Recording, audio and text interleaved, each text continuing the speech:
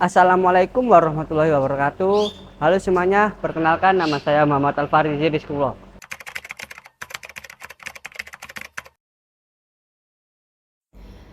Assalamualaikum warahmatullahi wabarakatuh. Salam sejahtera untuk kita semua. Teman-teman semua, pernahkah kalian berpikir betapa luar biasanya manusia diciptakan dengan kemampuannya untuk berkomunikasi? Bukan sekedar bicara atau mendengar, tapi saling memahami, merasakan, dan menyentuh hati melalui kata, ekspresi, dan bahasa tubuh. Kami percaya perubahan besar bisa dimulai dari hal-hal sederhana. Mari kita belajar, tumbuh, dan saling menginspirasi melalui komunikasi yang lebih manusiawi.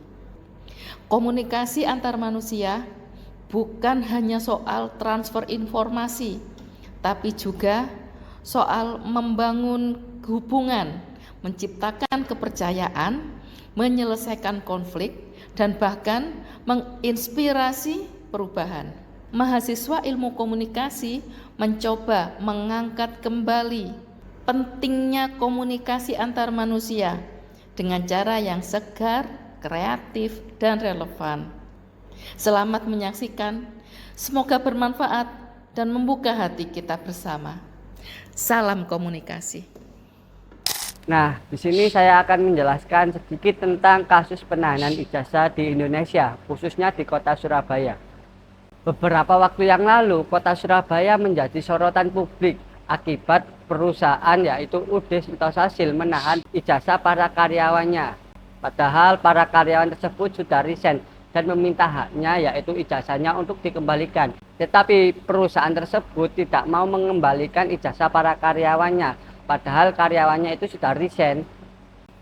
Nah, ketika para mantan karyawan perusahaan tersebut meminta haknya yaitu ijazah untuk melamar ke tempat lain, namun tidak diberikan ijazah tersebut oleh perusahaan UD Sentosasil ini, sehingga para karyawan tidak bisa melamar pekerjaan dimanapun karena ijazahnya ditahan oleh perusahaan. Nah, mantan karyawan UD Sentosasil ini akhirnya melaporkan kasus ini kepada Wakil Wali Kota Surabaya, yakni Cak Armuji melalui program Rumah Aspirasinya.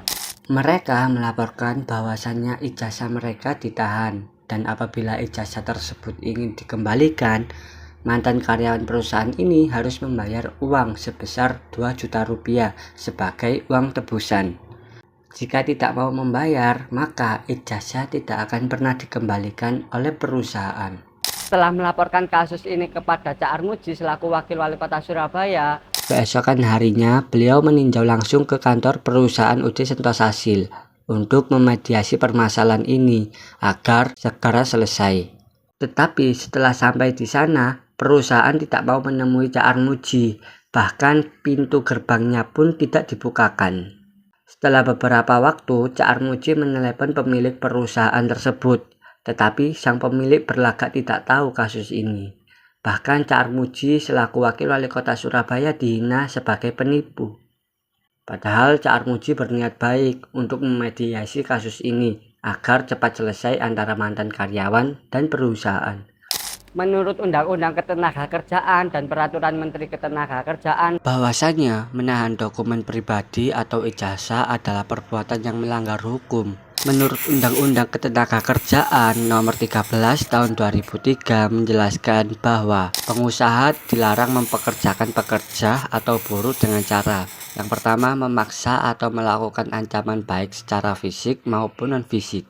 Yang kedua, menahan sebagian atau seluruh upah dan dokumen pribadi pekerja atau buruh. Jika terbukti memaksa dan merugikan karyawan, dapat dikenakan pasal 368 KUHP tentang pemerasan dengan ancaman pidana penjara hingga 9 tahun.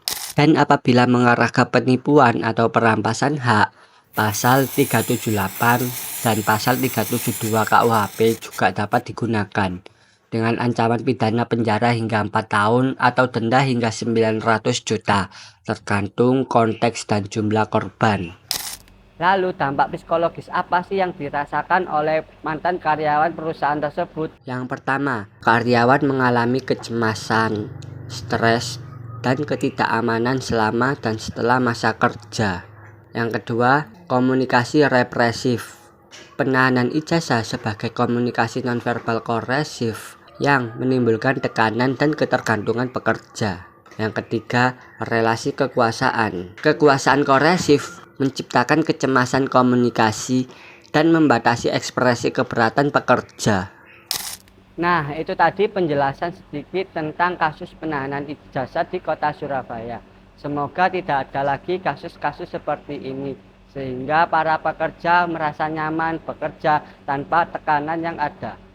Saya Muhammad Al-Farisi Ruskullah menyampaikan terima kasih yang sebesar-besarnya apabila ada salah kata ataupun perbuatan yang kurang berkenan. Sekian, wassalamualaikum warahmatullahi wabarakatuh.